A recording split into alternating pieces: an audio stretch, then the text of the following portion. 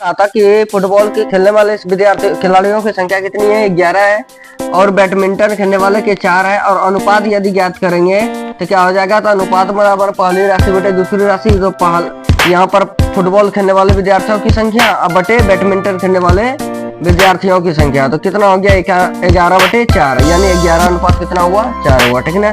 दूसरा क्या निकाले, तो 25 मिनट का 30 सेकंड के साथ अनुपात यदि ज्ञात करना हो तो अनुपात ज्ञात करने बोल रहा था, तो यहाँ पर अनुपात बराबर लिखे तो पहली राशि यानी 25 मिनट बटे दूसरी राशि कितना 30 सेकंड। तो कभी भी देखो अनुपात ज्ञात करेंगे तो सबसे पहले क्या करेंगे, मात्रक को बराबर कर लेंगे। ठीक है ना। जिसका जो मात्रक है दोनों, या तो सेकंड को मिनट में कर लो या तो मिनट को ही सेकंड में कर लो। ठीक है ना। तो यहाँ पर हम क्या किए, मिनट को सेकंड में किए। तो मिनट को सेकंड में करने के लिए 60 से गुना होता है। क्या होता है, मिनट को यदि सेकंड में चेंज करेंगे तो जितना मिनट रहेगा उसको 60 से गुना कर दो, सेकंड में हो जाएगा। ठीक है ना। समझ में आ गया। तो 60 से गुना करिए 30 से 30 सेकंड का, तो सेकंड खत्म, 30 दूनी 60, 2 बार में 2 पचे 50, यानी 50 बटे यहाँ कुछ नीचे 1, यानी 50 अनुपात कितना हो गया, 1 हो गया। ठीक है ना। तीसरा नंबर क्वेश्चन में क्या था कि 75 पैसे का 2 रुपए के साथ क्या करना है, अनुपात ज्ञात करना है। से अनुपात यानी ज्ञात करना है। तब अनुपात ज्ञात करेंगे तो सबसे पहले देखो अनुपात बराबर लिखेंगे, तो अनुपात बराबर क्या होगा, पहली राशि बटे दूसरी। तो पहली राशि कितना है, 75 पैसा है। कितना है, 75 पैसे है। अब बटे दूसरा में कितना है, 2 रुपए है, 2 रुपया है। तब यहाँ देखो मात्रक दोनों का बराबर है, एक तो पैसा में है, दूसरा क्या है, रुपया में है। तो यदि बड़ा से छोटा में चेंज करेंगे तो गुना करना होगा। ठीक है ना। अब गुना किससे करना होगा, तो रुपया को हम पैसा में यदि हम चेंज करते हैं तो रुपए को पैसा में चेंज करने के लिए 100 से गुना, क्योंकि 1 रुपया में कितना पैसा, 100 पैसा होता है। 1 रुपया में 100 पैसा होता है। ठीक है ना। तो यहाँ पर 2 रुपया है, तो 2 रुपए को पैसा में चेंज करेंगे तो कितना होगा, 75 पैसा बटे यहाँ पर कितना हो जाएगा, तो 2 गुना 100 पैसा, 2 गुना 100 पैसा, पैसा पैसा खत्म। यहाँ 25 तिया 75, 25 चौके 100, यानी ऊपर 3 और नीचे 4 दूनी 8, यानी कितना हुआ, 3 अनुपात 8 हो गया। कितना हो गया, 3 अनुपात 8 हो गया। समझ में आ गया। किसका आया 3 अनुपात 8, किसका था 3 अनुपात 8, तुम लोग कह रहे नहीं आया। इतना सिंपल नहीं बनाओगे तो क्या बनाओगे बताओ। देखिए यहाँ पर अब इसको ये समझ में आ गया, मिटा दें। चलिए उसके बाद देखिए एक नंबर का 4 नंबर में क्या कहता है, 1 का 4 नंबर में कह रहा है क्वेश्चन में कहता है कि 20 पेंसिल का 3 दर्जन से, तो 1 दर्जन में कितना होता है बताओगे कोई, 12 इकाई होता है। ठीक है। तब यहाँ पर क्वेश्चन कितना था, 20 पेंसिल का कितना है, 20 पेंसिल का कितना, 3 दर्जन के साथ का, 3 दर्जन के साथ अनुपात, ये ना अनुपात ज्ञात करना है। अब यहाँ पर देखो कि पहली राशि में कितना दिया है, 20 पेंसिल दिया है, और दूसरी राशि में कितना दिया है, 3 दर्जन है। तो 3 दर्जन है, तो अनुपात यदि ज्ञात करेंगे तो अनुपात बराबर क्या होगा, तो पहली राशि बाय दूसरी राशि। तो अनुपात, तो पहली राशि में क्या है मेरा, 20 पेंसिल है, तो यहाँ पर 20 पेंसिल हो गया पहले। अब बटे दूसरी राशि में कितना, 3 दर्जन है, तो 3 दर्जन हो गया। ठीक है ना। समझ में आ गया। अब देखो 1 दर्जन बराबर कितना इकाई होता है, 12 इकाई होता है। ठीक है ना। कभी भी देखना मार्केट में यदि केला खरीदने जाओगे तो बोलेगे भाई साहब 1 दर्जन केला दीजिए। तो 1 दर्जन यदि केला देता तो कई गो गनता है, 12 केला गन के देगा तुमको। तो 12 गो देगा तब क्या होगा, 1 दर्जन होगा। यदि 11 गो दे देगा तो क्या करेंगे, तुरंत हो भाजी 11 गो जाओ, 1 तो और होगा। समझ में आ गया। तो 1 दर्जन में कितना होता है, 12 होता है। कितना होता है, 12 होता है। कोई भी चीज ले लो। ठीक है ना। जरूरी नहीं कि सिर्फ बनाना ही लेंगे तो 12 अंकों का, कोई भी चीज यदि लेंगे तो 1 दर्जन में कितना होता है, 12 होता है। 12 इकाई, कितना, 12 इकाई होता है। ठीक है ना। तब यहाँ देखो 20 पेंसिल ऊपर हो गया और नीचे 3 दर्जन है। तो 1 दर्जन में जब 12 इकाई हुआ तो 3 बोला है, तो 3 से 12 से गुना कर दो। समझ में आ गया। इतना पेंसिल हो गया। अब 3 गुना 12। अब यहाँ 3 से 12 को कटाएंगे तो 2 से 10 बार में, और 2 से कितना, 6 बार में, 2 से 5 दूनी 10, और 2 से 3 दूनी 6, यानी ऊपर 5 और 3 9, यानी कितना हुआ, 5 अनुपात 9 हो गया आंसर। समझ में आ गया। यानी कि यदि पोस्ट पेंसिल है तो उसमें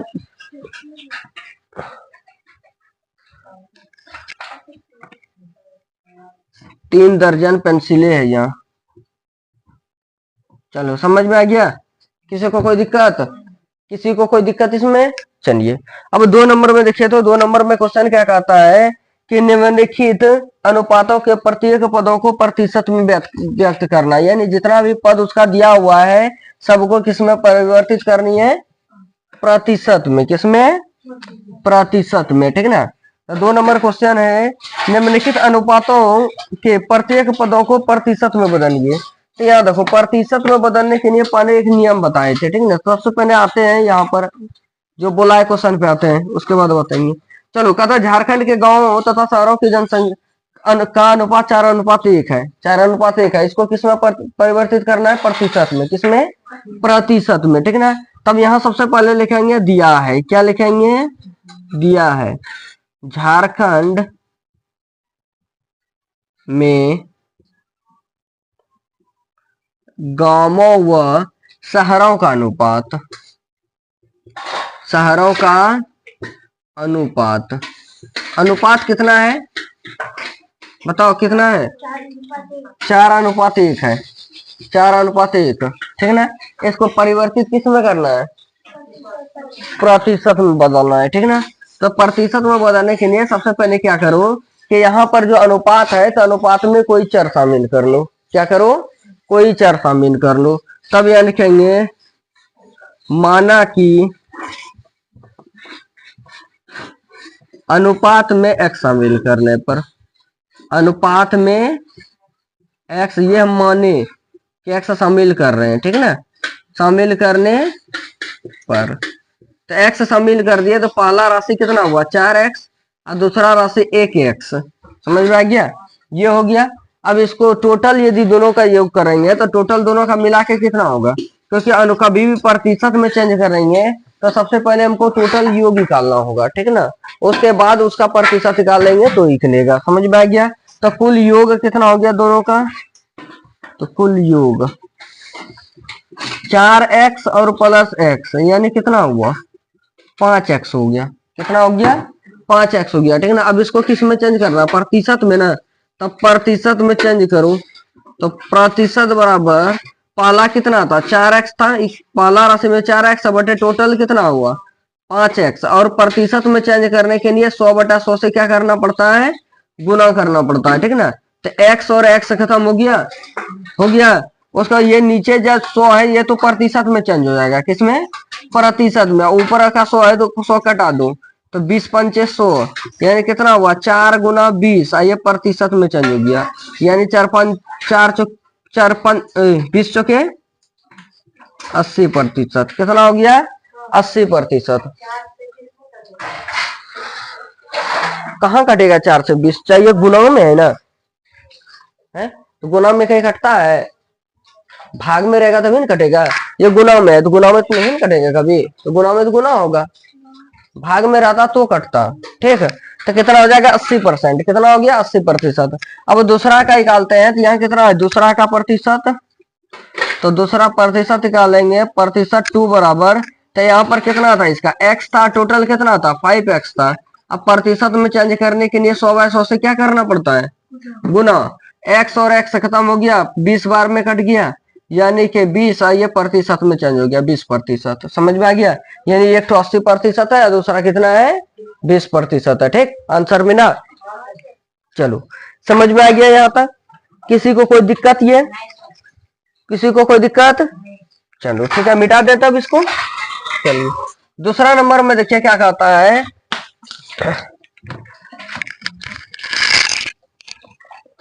दूसरा नंबर क्वेश्चन में कह रहा है, सबसे पहले लिखेंगे दिया है, जो क्वेश्चन में दिया है वो लिखना है, ठीक ना। क्या दिया है क्वेश्चन में? कहता एक आयत की लंबाई चौड़ाई का अनुपात कितना है? 3:2 है। तब लिखेंगे आयत के लंबाई व चौड़ाई का अनुपात, लंबाई व चौड़ाई का अनुपात कितना हो गया? तो 3:2 है। कितना है? 3:2 है।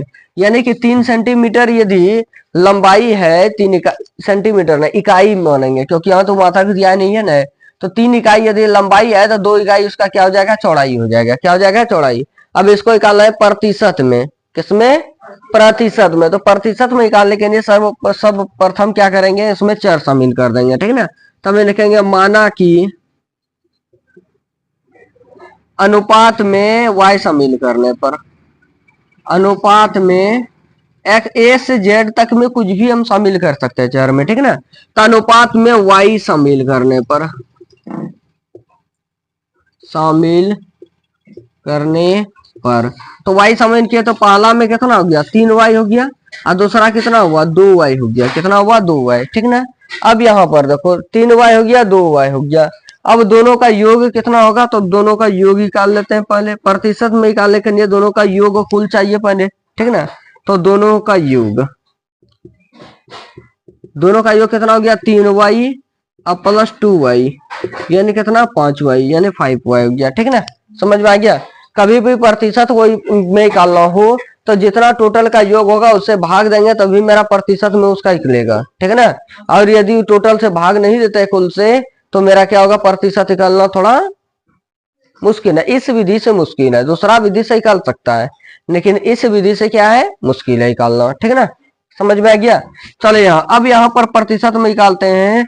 तो पहला का प्रतिशत निकालते हैं, पहला राशि का। तो पहला राशि कितना था, 3y, कितना था, 3y, और टोटल कितना है, 5y, और गुना 100/100 से गुना कर देंगे। प्रतिशत में चेंज करने के लिए 100/100 से गुना। अब y और y खत्म हो गया, 5 से 20 बार में 20×5 = 100। अब यहाँ पर कितना हुआ, 3 गुना 20, ये प्रतिशत में चेंज हो गया, यानी 20 × 60%। कितना हो गया, 60%, ठीक ना।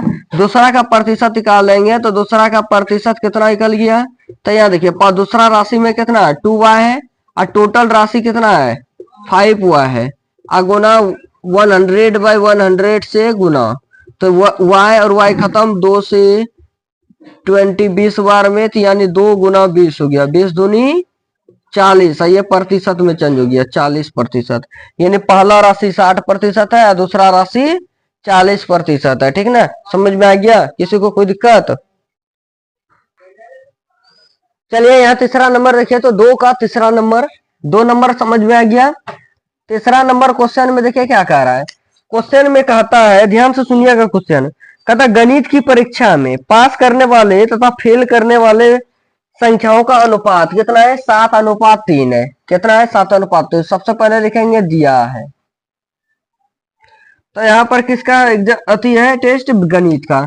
तो लिखेंगे गणित की परीक्षा में, गणित की परीक्षा में पास व फेल करने वालों का अनुपात, पास करने वाले व फेल करने वाले विद्यार्थियों का अनुपात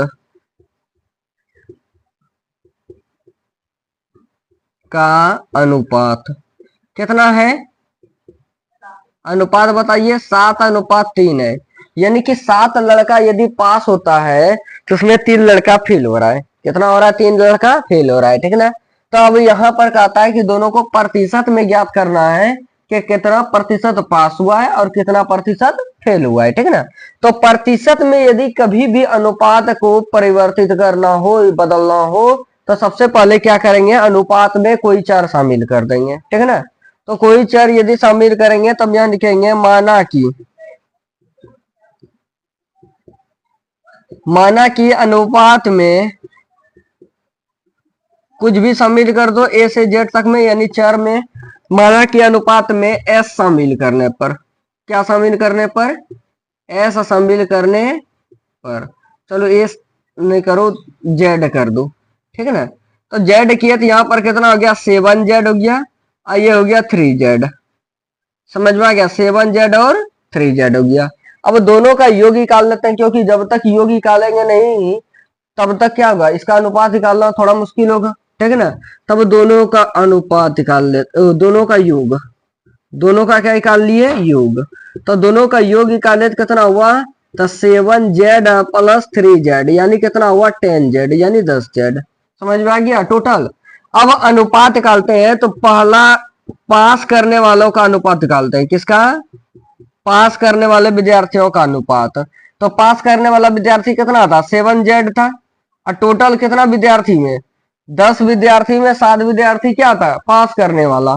तब यहाँ पर प्रतिशत में चेंज करेंगे तो 100/100 से गुना।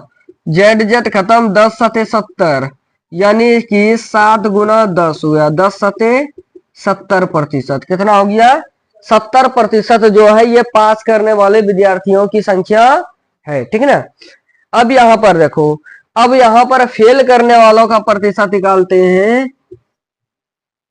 तो फेल करने वाले विद्यार्थी का प्रतिशत, अब यहां देखो पास करने वाले विद्यार्थियों का कितना प्रतिशत है? 70% है। कितना? 70।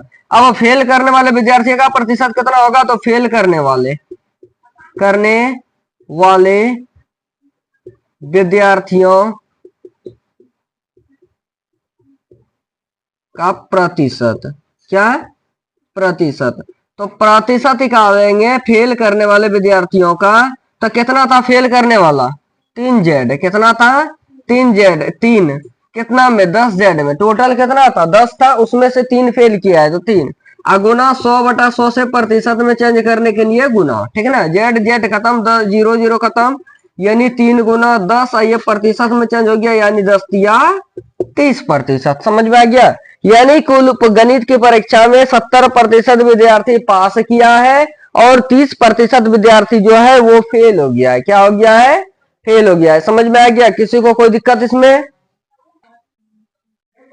3 नंबर में देखो क्या कहता है क्वेश्चन में। क्वेश्चन कहता है 50 आमों का समूह में 60% आम बिल्कुल पके है, यानी टोटल कुल आमों की संख्या कितनी है? 50 है। ठीक है ना। तो सबसे पहले लिखेंगे दिया है, कहता है कुल आम है 50। कितना है? आम 50 है, उसमें से 60% आम पका हुआ है। तो कच्चा कितना होगा? 40%। टोटल 100% में से 60% क्या है? पका हुआ है। तो 100% में 60% घटाए तो 40% बता। तो 40% क्या है? मेरा कच्चा आम है। ठीक है ना। अब आगे क्या कहता है क्वेश्चन में, तो बिना पके आमों की संख्या ज्ञात करें। तो बिना आमों की संख्या ज्ञात करना जो पका नहीं है। ठीक है ना। तो सबसे पहले लिखेंगे दिया है कुल आमों की संख्या, कुल आमों की संख्या। तो कुल आमों की संख्या कितनी है? 50। अब पके आमों की संख्या,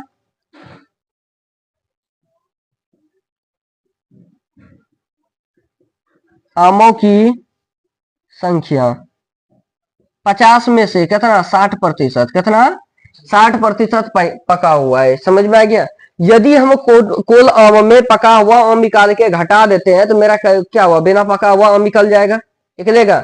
मान के चलो 50 आम है, 50 आम में मान के चलो कि 35 आम पका हुआ है। कितना आम? इतना 35 आम पका हुआ है। तो यदि हम 50 में 35 घटा देंगे तो 15 जो बचेगा वो बिना पका हुआ होगा।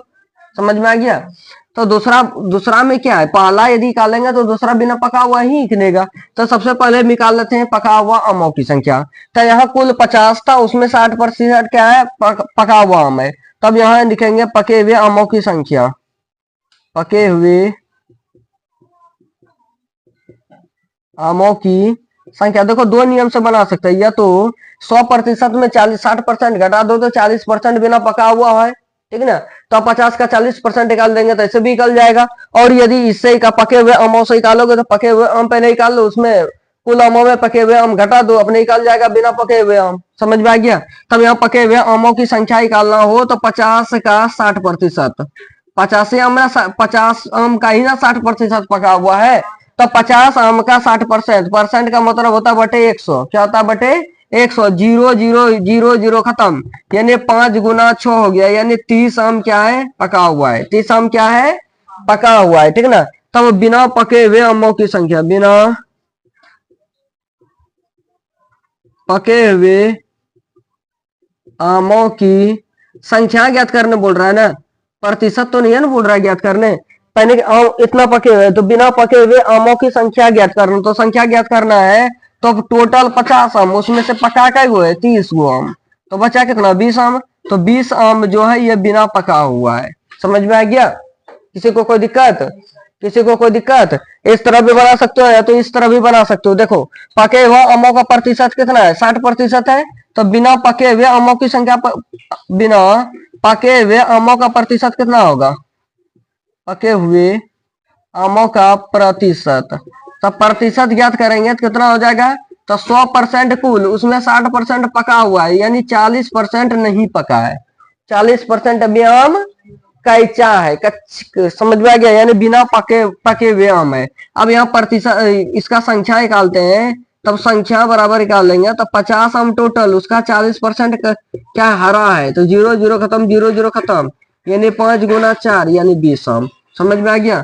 तो दूसरा नियम से भी बनाओगे तो दूसरा से भी निकाल सकते हो, और यदि इस नियम से बनाओगे तो ऐसे भी निकाल सकते हो। पका हुआ आम निकाल लो और टोटल में पका हुआ आम घटा दो, अपने कैसा आम निकल जाएगा। ठीक, समझ में आ गया? किसी को कोई दिक्कत इसमें? किसी को कोई दिक्कत? चलो 4 नंबर में देखो क्वेश्चन क्या कहता है। कहता राम प्रथम वर्ग से दसम वर्ग तक पहुंचने में केवल प्रथम श्रेणी व द्वितीय श्रेणी लाया, यानी कि पहला से लेकर 10वां तक बोर्ड परीक्षा दिया तो उसमें से प्रथम श्रेणी और द्वितीय श्रेणी लाया। किसमें कितना? प्रथम श्रेणी और द्वितीय श्रेणी, ठीक ना, यानी फर्स्ट और सेकेंड आया। उसके बाद कहता है कि 4 बार वह द्वितीय श्रेणी लाया तो प्रथम श्रेणी प्राप्त करने का प्रतिशत ज्ञात करना है। प्रथम श्रेणी का प्रतिशत, यानी कि यहाँ देखो पहला क्लास से लेकर 10वां दिया है क्या? पहला क्लास से लेकर, पहला क्लास से कहां तक? 10वां तक। तो टोटल क्लास कितना हो गया? 10 हो गया। टोटल क्लास कितना हुआ? 10 हो गया। पहला, दूसरा, तीसरा, चौथा, पांचवा, छठा, सातवां, आठवां, नौवां, 10वां, तो टोटल कितना हो गया? 10 क्लास हो गया। कितना? 10 के, ठीक ना। अब उसके बाद कहता है कि वह द्वितीय श्रेणी में, यानी प्रथम श्रेणी, प्रथम श्रेणी और द्वितीय श्रेणी आया था। प्रथम श्रेणी और द्वितीय श्रेणी, द्वितीय श्रेणी ये आया है। समझ में आ गया?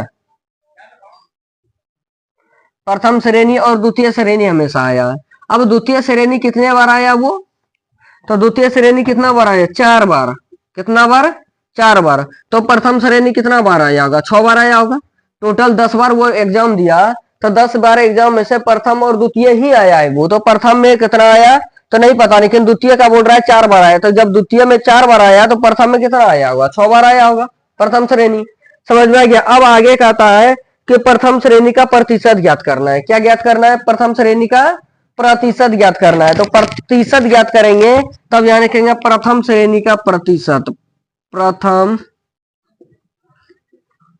श्रेणी में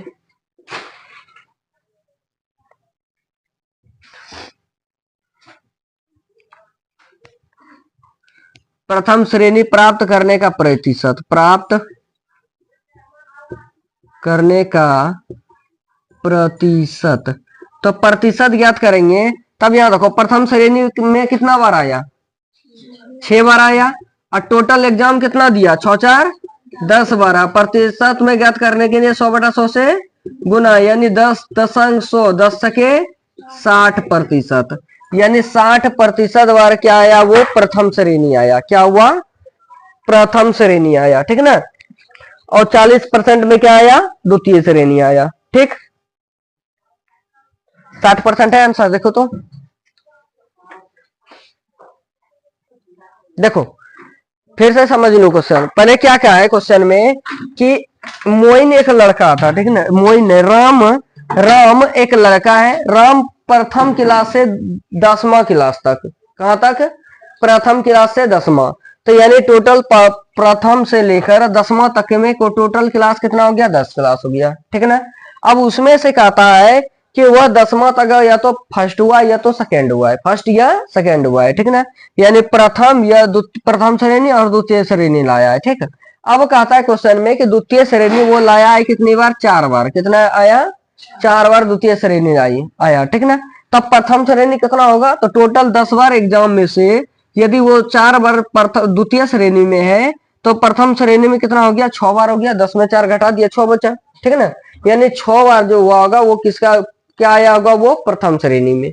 अब कहता प्रथम श्रेणी पास प्राप्त करने का प्रतिशत ज्ञात करना है, ठीक ना।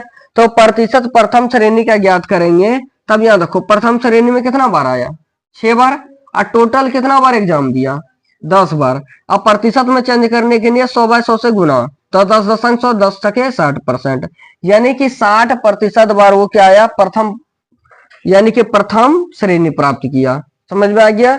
और 40% में वो द्वितीय श्रेणी प्राप्त किया। ठीक, समझ में आ गया? टोटल 100%, 100% में 60 यदि गिना तो 40 से बचा उधर। समझ में आ गया?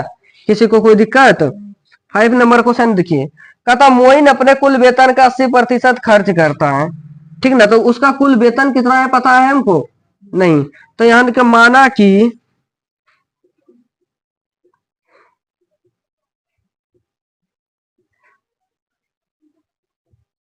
मोइन का कुल वेतन, तो कुल वेतन कितना है? मान लेते हैं 100 रुपया है। कितना है? 100 रुपया है। ठीक ना। अब करता है खर्च कितना करता है वो? तो अपने वेतन का 80% खर्च करता है। तो खर्च करता है, खर्च कितना करता है वो? तो एक्स का कितना परसेंट? 80%। कितना? 80% खर्च करता है। ठीक है ना। अब आगे कहता है कि खर्च करने के बाद 180 रुपए बचाता है। तो प्रारंभ में उसके पास कितने रुपए थे? अब 180 रुपए बचत होता है, तो बचत कितना हो रहा है? 180 रुपया। 180 रुपया। ठीक, समझ में आया? देखो थोड़ा सा इसमें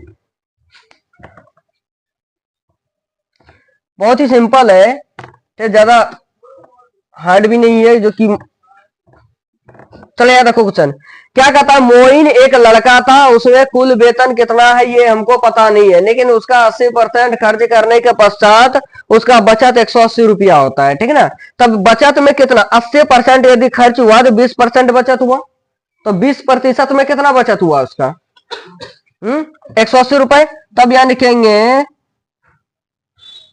प्रश्नानुसार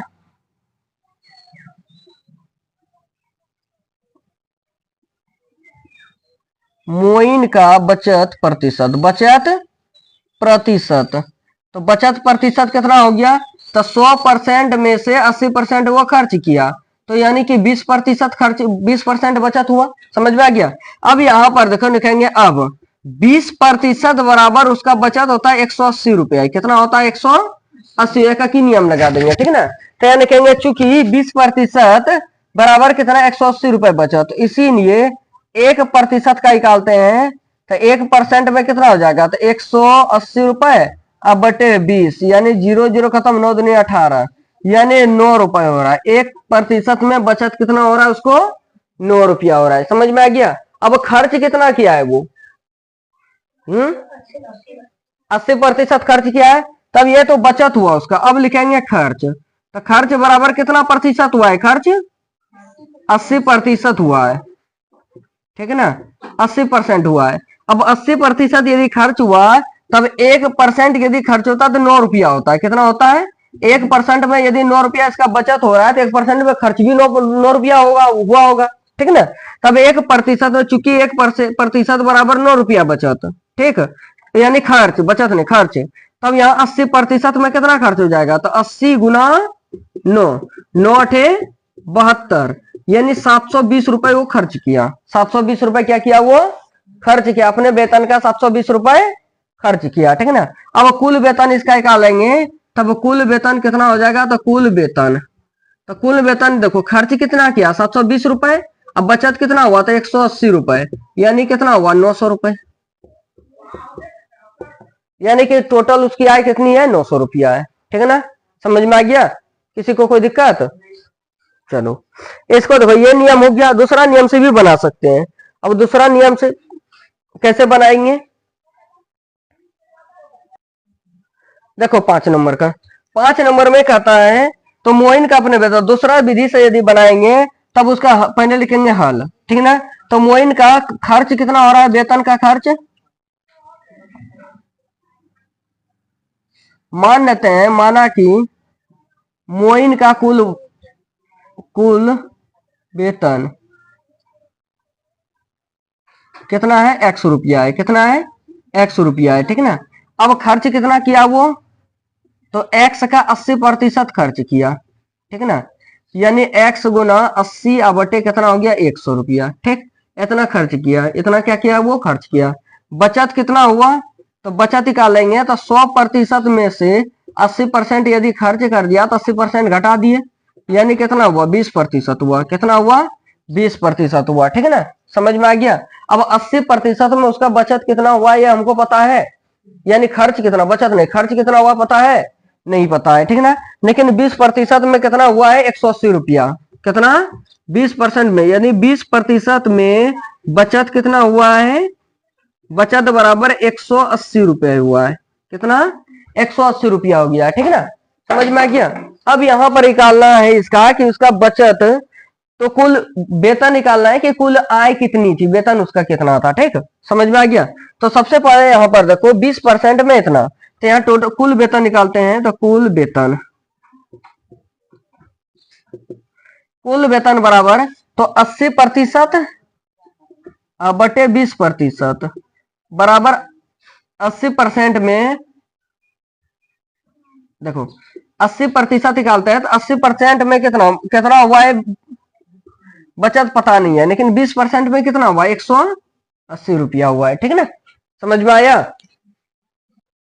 देखो 80% में उसका 80% बटे बचत कितना हुआ 20%, तो 80% में खर्च कितना हुआ है हमको पता है नहीं, तो मान लेते हैं कितना हुआ है y रुपया खर्च हुआ है। कितना y रुपया खर्च हुआ, और 20% का निकाले तो 20% में 180 रुपए तो ही दिया है कि इतना बचत हो रहा है, 20% बचत है ना, समझ में आ गया। तो खर्च निकाल लेते हैं, तो खर्च कितना हुआ तो y का वैल्यू निकालते हैं, तो ये दोनों में क्या होगा वज्र गुना हो जाएगा, तो प्रतिशत खत्म। तो यहाँ पर कितना हो गया 80, गुना यहाँ पर ये नीचे है तो इधर कितना भाग में, तो उधर गुना में 180, अब बटे यहाँ कितना है 20 है। अब बराबर इधर क्या बचा y बचा, 0 और 0 खत्म, 2 नामा 18, यानी कि 80 गुना 9, 9 8 72, यानी 720 बराबर कितना हो गया y। यानी y किसको माने हम, बचत को माने हैं ना, बचत को। तो बचत कितना हो गया मेरा 720 रुपया हुआ, बचत कितना 720 रुपए। अब यहाँ पर कुल आय निकालते हैं, तब यहाँ लिखेंगे कुल आय। तो कुल आय बराबर कितना हुआ, तो 720 रुपए वेतन हुआ, और प्लस में 180 रुपए 720 रुपए खर्च हुआ, प्लस में 720 रुपए खर्च हुआ, और प्लस में 100, यहां देखो कुल आय। अब दिखा कुल आय कितना हो गया देखो, तो 720 रुपए खर्च हुआ है, 720 रुपए क्या हुआ है खर्च, और बचत में कितना है 180 रुपया, तो 180 रुपए हो गया। तो 720 और 180 कितना 900 रुपया हुआ, यानी 900 रुपए उसका कुल वेतन है, कुल है। समझ में आ गया। तो किसी भी तरह बनाओगे तो निकलेगा उतना ही। ठीक ना, समझ यही हो गया आंसर उसका। समझ में आ गया, किसी को कोई दिक्कत तो चलो 6 नंबर जो है ये खुद से बना के आना है, यदि नहीं बनाया तो कल बता देंगे। ठीक।